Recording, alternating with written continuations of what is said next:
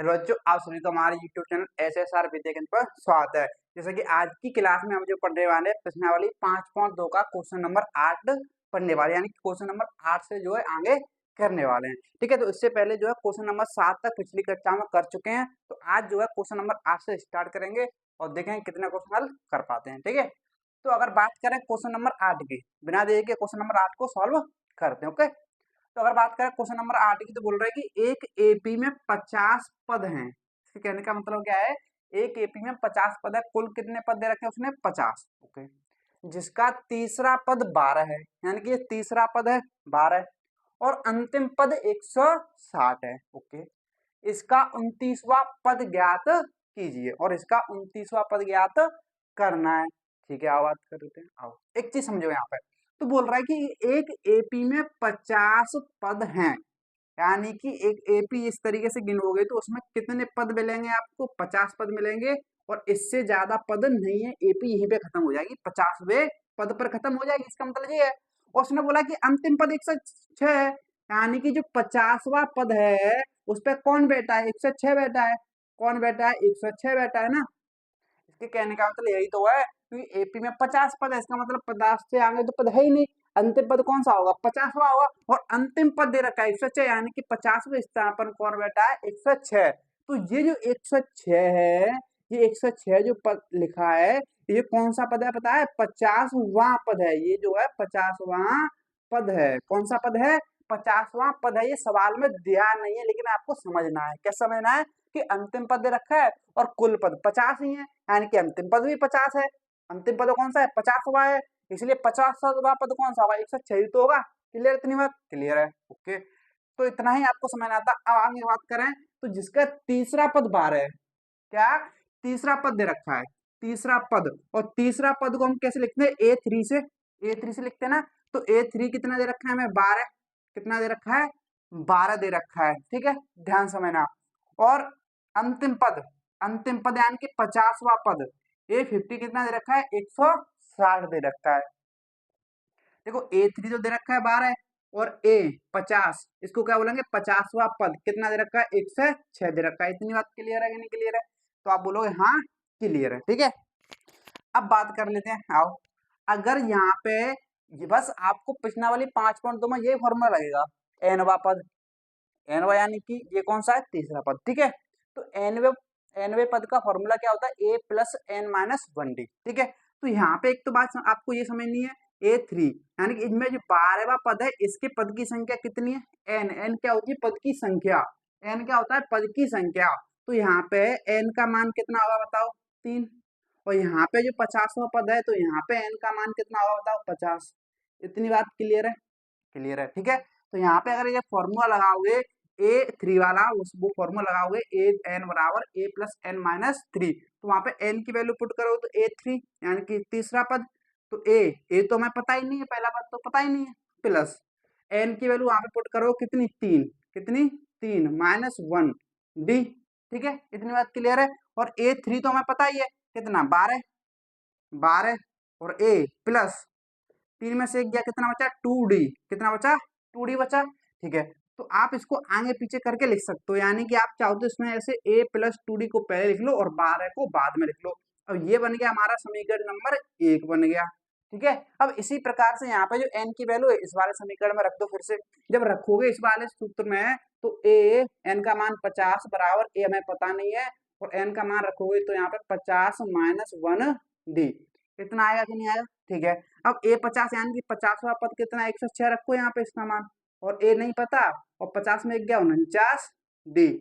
तो इसको भी ऐसे ही लिख सकते हो आगे पीछे करके, यानी कि A+49d बराबर क्या लिख सकते हो, 106। क्या लिख सकते हो, 106। तो ये बन गया समीकरण नंबर 2। अब क्या करना है भाई, अब इन दोनों समीकरणों को क्या कर दो, घटा दो। यानी कि क्या करना है, इन दोनों समीकरणों को अब करना है, घटाना है। घटा दो, तो समीकरण 1 व 2 को घटाने पर, घटाते हैं तो घटाओगे, समीकरण क्या है, A+2d बराबर 12। 12 इसमें से घटाओगे A+49d बराबर 106। घटा लो, घटाने पर क्या होता है, चिन्ह बदलता है। अब आप देख सकते हो, ए से ए कैंसिल हो गया, और 49D में से 2D आएगा तो क्या बचेगा माइनस के 47D। ठीक है, जो बड़ी वाली माइनस के ध्यान रखना। अब यहाँ पे जो बचेगा माइनस के 106 में से 12 गया तो कितना बचेगा 94। कितना बचा 94 बचा। ठीक है, देखो माइनस से तो माइनस कैंसिल हो गया और 47 से 94 कितनी बार कटा बताओ 2 बार। तो डी का मान कितना आ गया 2 आ गया, यानी कि सार बनता तो हमारा आ गया 2। डी क्या होता है सार बनता 2 आ गया। अब डी के मान को समीकरण 1 में रखो या 2 में रखो तो आपका पहला पद निकल आएगा। तो डी का मान लिखेंगे यहाँ पे, डी का मान समीकरण 1 में रख लेते हैं। 1 में समीकरण 1 क्या है बताओ, ए प्लस,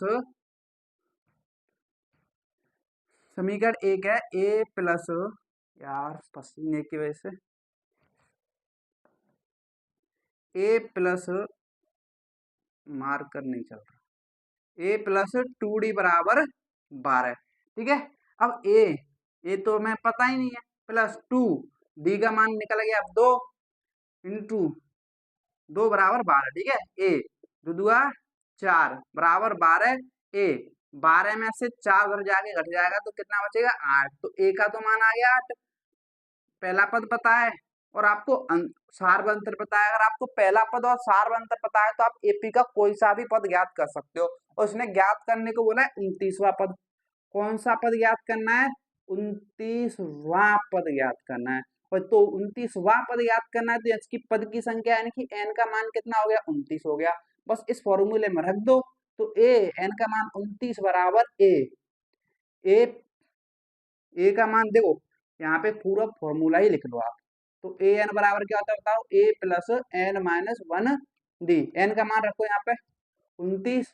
ए क्या है बताओ कितना आ रहा है 8, 8 रखो प्लस एन का मान कितना 29 माइनस 1, डी का मान कितना आ रहा है 2 इंटू में 2। ठीक है, तो ए 29 बराबर 8 प्लस 29 में क्या 28 इंटू 2।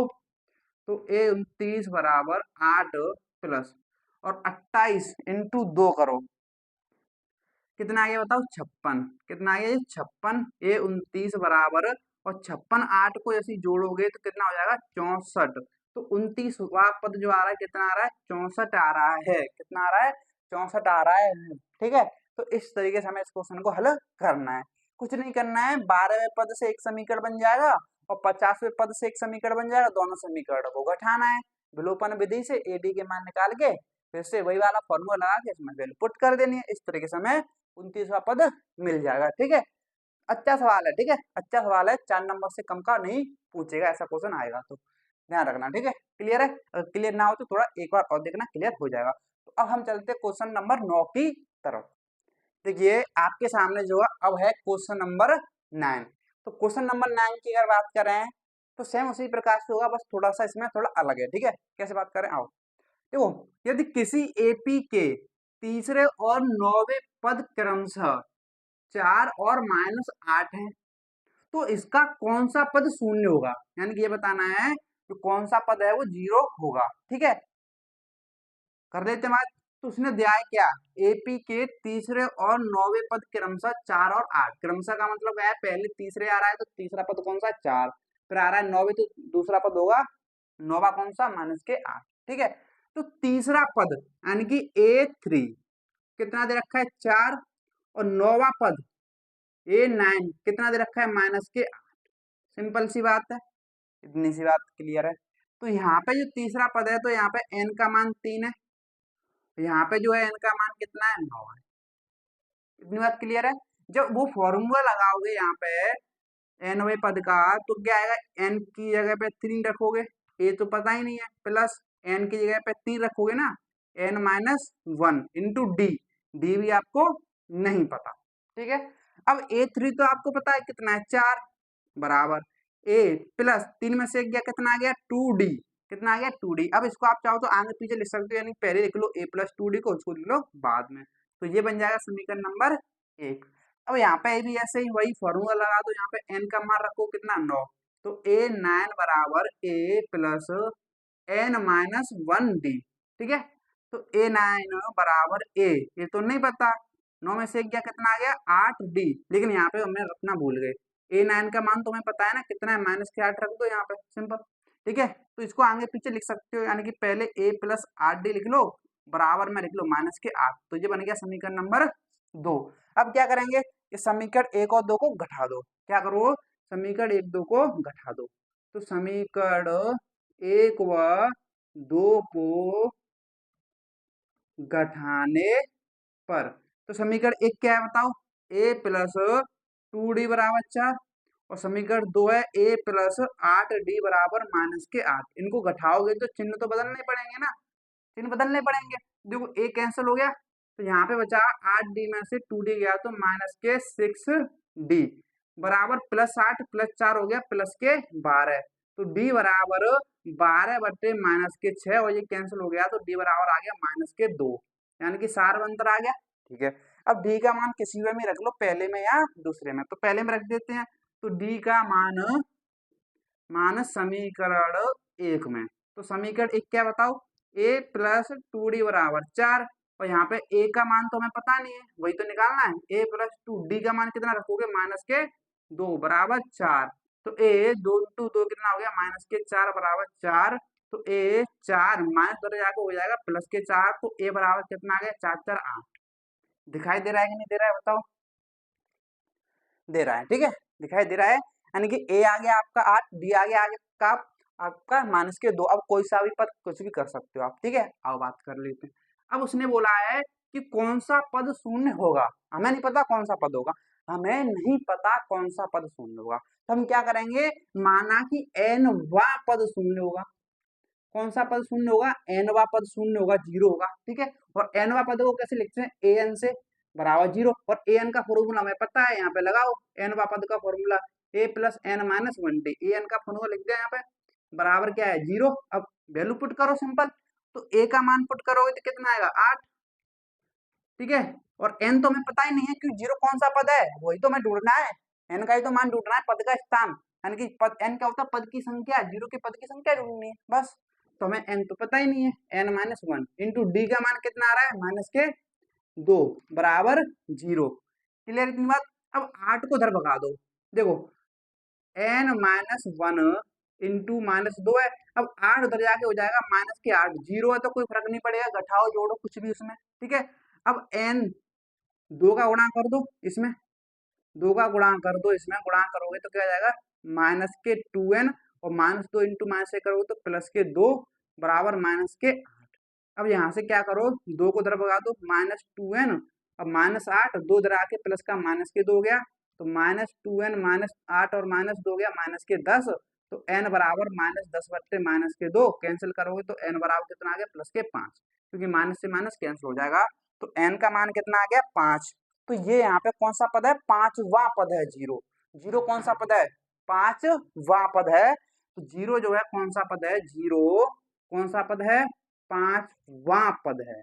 कौन सा पद है, 0 5वां पद है, यहाँ पे रख लो 5वां पद आएगा, सिंपल। तो इस तरीके से इस क्वेश्चन को हल करना है, इस प्रकार के क्वेश्चनों को ऐसे हमें क्या करना है, हल करना है। कोई दिक्कत वाली बात, सेम क्वेश्चन था अभी जैसे, क्या बस थोड़ा सा अलग था ये वाला क्वेश्चन। ठीक है, इतनी बात क्लियर है, और इसमें कोई डाउट नहीं होगा। तो अब हम चलते हैं क्वेश्चन नंबर 10वें की तरफ। ठीक है, आपके सामने जो है क्वेश्चन नंबर 10। अगर क्वेश्चन नंबर 10 की बात करें तो क्या बोल रहा है, तो देखो, तो बोल रहा है कि किसी एपी का 17वां पद, ठीक है, उसके 10वें पद से 7 अधिक है। क्या अधिक है, 7 अधिक है। ठीक है, तो इसका सार अंतर ज्ञात कीजिए। बहुत ही आसान क्वेश्चन है, कुछ भी घबराने की बात नहीं है। आओ बात कर लेते हैं। तो बोला कि किसी एपी का 17वां पद, तो 17वां पद को कैसे लिखोगे, A17 ऐसे 17वां पद। ठीक है, तो एपी का 17वां पद उसके 10वें पद, और 10वें पद को कैसे लिखोगे, A10 ऐसे। 10वें पद से 7 अधिक है, अधिक की बात कर रहा है तो से की जगह पे प्लस लगाओ, और कितना अधिक है, 7 अधिक है, और बराबर कर दो बस। ये लाइन आपको बनानी आनी चाहिए, अगर ये लाइन बनानी आ गई तो इसमें कुछ भी नहीं बचा है। तो एपी का 17वां पद उसके 10वें पद से 7 अधिक है, तो से की जगह प्लस लगा के 7 अधिक हो गया, बराबर कर दो। ठीक है, अब आ जाओ यहाँ पे, बस n वां सूत्र लगाना है nवें पद का, an बराबर a plus n minus 1d। ठीक है, अब यहाँ पे समझना, अगर 17वां पद है तो यहाँ पे n का मान कितना होगा, 17, तो इसमें रखो, इस फॉर्मूले रखोगे तो ये कौन सा 17वें पद की बात कर रहा है, तो यहाँ पे लिखोगे 17वां पद अगर लिखना चाहोगे तो a plus N minus one d वाला तो फॉर्मूला लगाओगे, ये लगाओ ना, ठीक है। तो यहाँ पे लगाओ, तो हमें पहला पद नहीं पता है और हमें प्लस एन का मान यहाँ पे 17वें पद के लिए कितना होगा, 17 होगा, माइनस वन डी नहीं पता है, तो 17वां पद ऐसे लिखा जाएगा, बराबर लगाया बराबर लगाओ, ऐसे 10वां पद ऐसे ही लिखा जाओगे ना। तो पहला पद नहीं पता है तो यहाँ पे एन का मान तो हमें पता है कितना है 10, माइनस वन डी प्लस के क्या है 7 है। इस तरीके से हमें इसको करना है, ठीक है। आओ, तो ए प्लस 17 में से एक गया तो 16 डी बराबर ए 10 में से एक गया तो कितना आ गया प्लस के 9 डी प्लस के 7, ठीक है, प्लस के 7। अब देखो क्या करेंगे, कुछ नहीं करना है, संख्याओं को एक तरफ रखो और चरों को एक तरफ ले आओ, यानी कि a प्लस 16d को उधर ही रखो और ये जो चर दिखाई दे रहे हैं यानी कि a को उधर लेके आओ माइनस का a हो गया, 9 को उधर लेके आओ माइनस के 9d हो गया और संख्या को उधर यानी कि 7 को उधर ही रखो, ठीक है। अब देखो प्लस के a माइनस के a कैंसिल हो गया, अब 16d में से 9d गया तो कितना आ गया बताओ 7d बराबर भी कितना है 7 है। अब d का मान निकालोगे तो 7 और 7 गुणा की आगे 7 से 7 कट गया तो डी का मान कितना आ गया 1, डी का मान कितना आ गया 1, यानी कि हमारा सार अंतर कितना आ गया 1 आ गया। सिंपल, कुछ नहीं करना, इस तरीके से इसको सॉल्व करना है, बहुत ही आसान क्वेश्चन है। तो 17वां पद लिखोगे तो एन का मान यहाँ पे 17 हो जाएगा, यहाँ पे एन का मान 10 हो जाएगा 10वें पद के लिए, और पुट कर देना है सारी वैल्यू कर देना है, सिंपल। बता, कोई दिक्कत वाली बात है नहीं है, ठीक है। तो आई थिंक ये क्लियर होगा आपको। अब चलते हैं क्वेश्चन नंबर हम 11 की तरफ, ठीक है।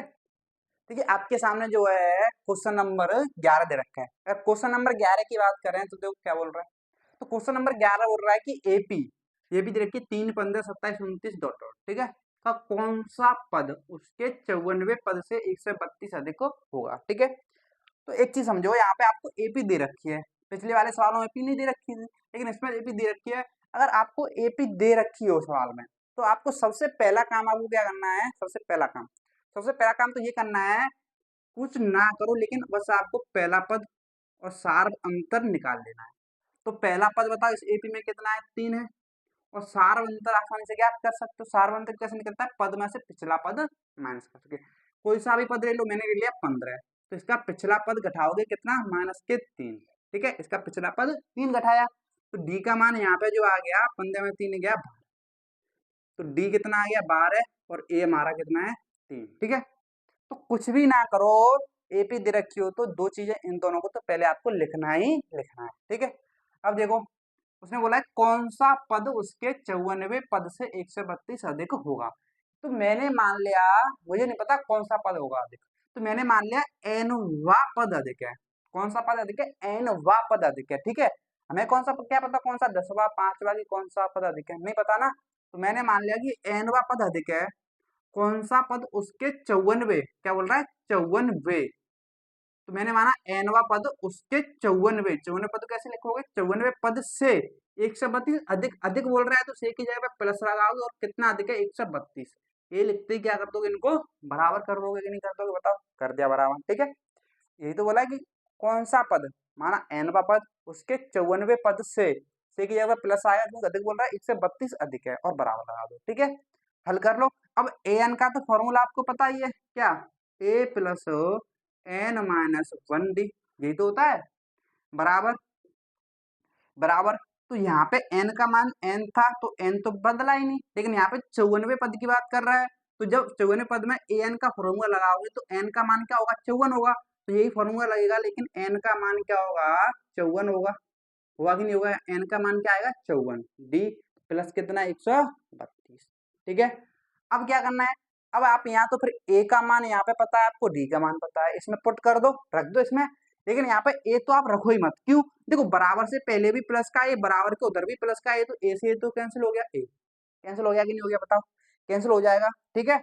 अब जो बचा है बस उसको रख दो, डी बचा है डी रख देते हैं, आओ तो यहाँ पे रखेंगे एन माइनस वन, डी का मान कितना है बताओ 12 बराबर 54 में से एक गया कितना आ गया 53 इंटू डी का मान कितना 12 प्लस 132। अब यहाँ से आगे कर लेते हैं इधर से, ठीक है, इधर से करते हैं, आओ तो n माइनस वन इंटू में ये कितना है 12 बराबर बराबर 53 इंटू 12 करो, तो 53 इंटू 12 करो तो 12 ते 36, 36 की 6 3 हासिल, और 12 पंजे 60, और 60 और 3 कितना हो गया 63, कितना हो गया 63 प्लस कितना 132। ठीक है, इतनी बात क्लियर है, क्लियर है। अब देखो यहाँ पे तो n-1 ये 12 बराबर ये दोनों जुड़ जाएंगे, 6 दो कितना हो गया 8, 3 3 कितना हो गया 6, 6 कितना हो गया 7। इतनी बात क्लियर है, क्लियर है।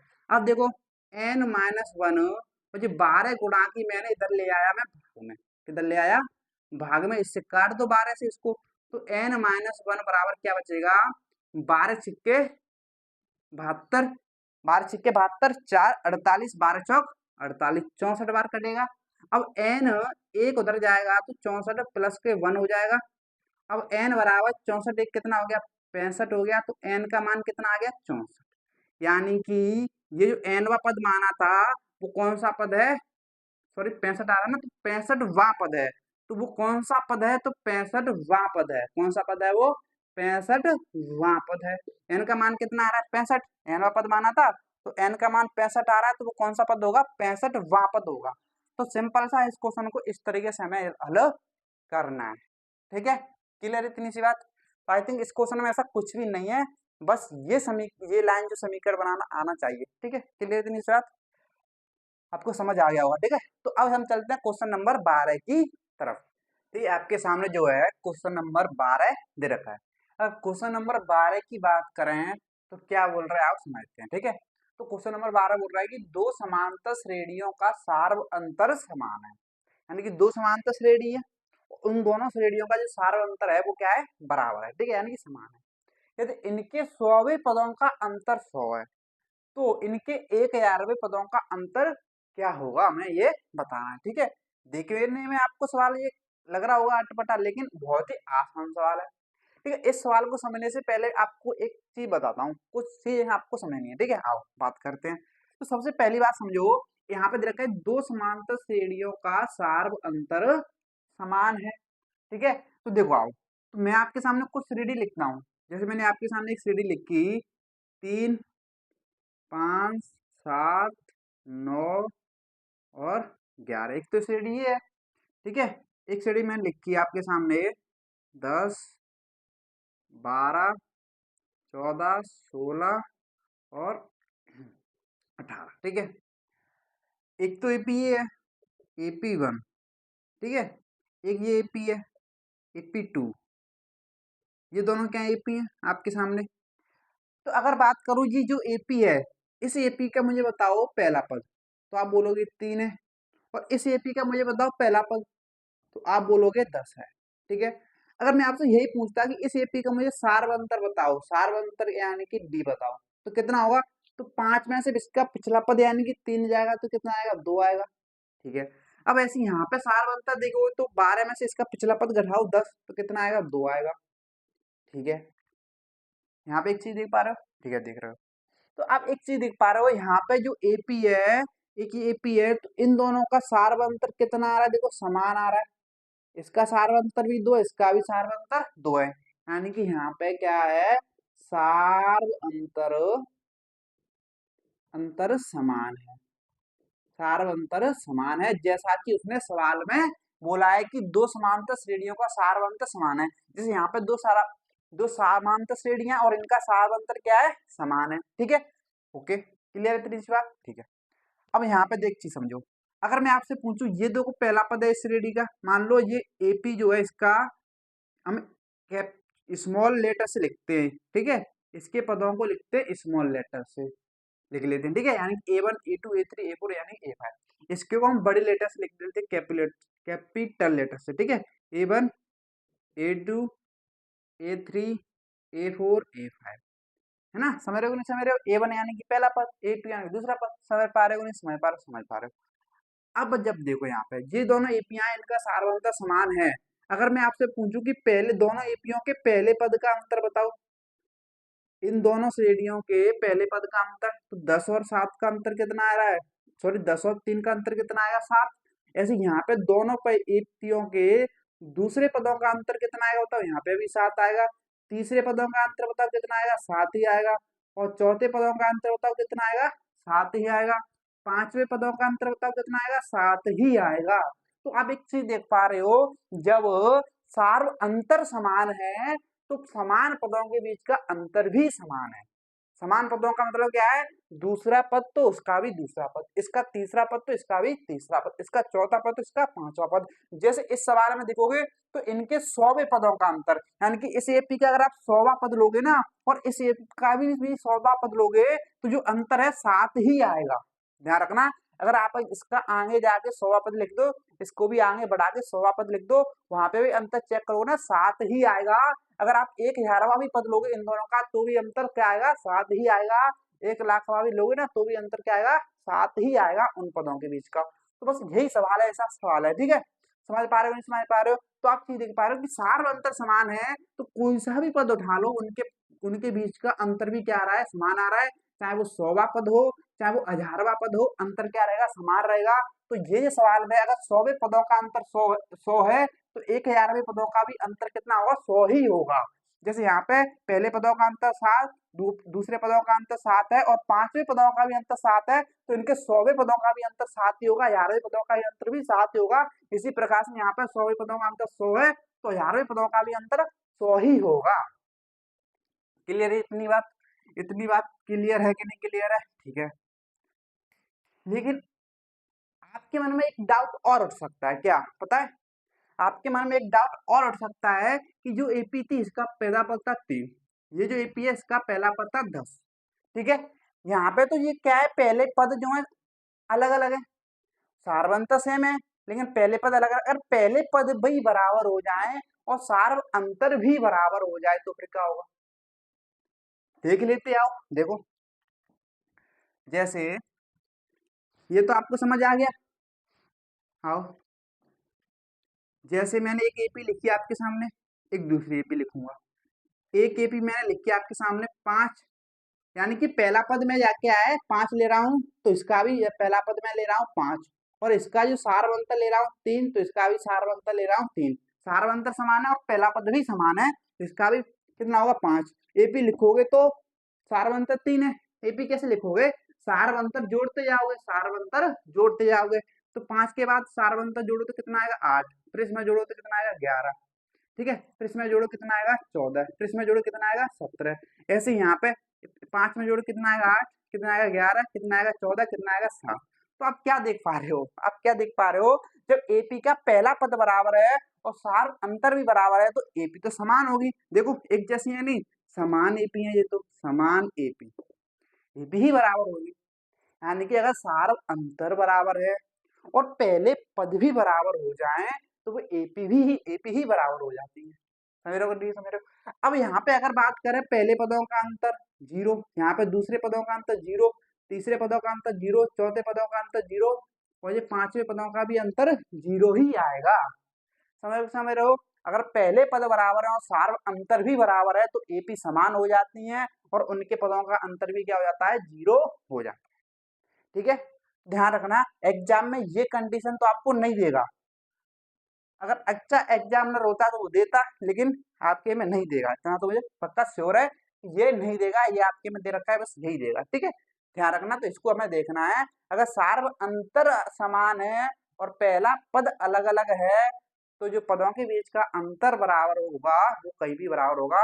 यहाँ पे भी तो अंतर बराबर है, अगर सार्व अंतर बराबर है, लेकिन पहले पद बराबर हो जाएंगे तो एपी समान हो जाएगी। ध्यान रखना, ये बात क्लियर है, ठीक है, क्लियर होगी। अब इस क्वेश्चन को हम करते हैं क्वेश्चन नंबर 12 को, इतना अगर आपको समझ आ गया होगा, ठीक है। तो देखो दो समांतर श्रेणियों का अंतर समान है और 100वें पदों का अंतर 100 है, यहाँ पे अंतर 0 नहीं है ना।